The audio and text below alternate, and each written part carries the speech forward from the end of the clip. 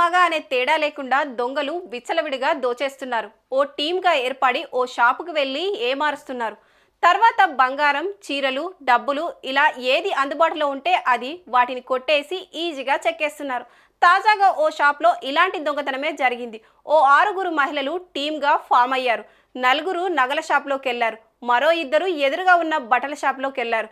ఓ మహిళ తనకు కమ్మలు పెట్టమని కోరితే మరో మహిళ అవతలి వైపు ఏం జరుగుతుందో ఆ యజమానికి ఏం కనిపించకుండా కవర్ చేసింది.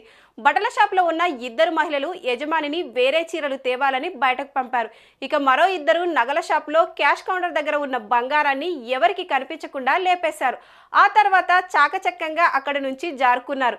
కాసేపటి తర్వాత తేడాను గమనించిన నగల వ్యాపారి సీసీ కెమెరాలు చెక్ చేయగా అసలు విషయం బయటపడింది. మహిళలు తన షాప్లో నుంచి 16.5 లక్షల రూపాయలు విలువ గల బంగారం దోచేశారని పోలీసులకు ఫిర్యాదు చేశాడు.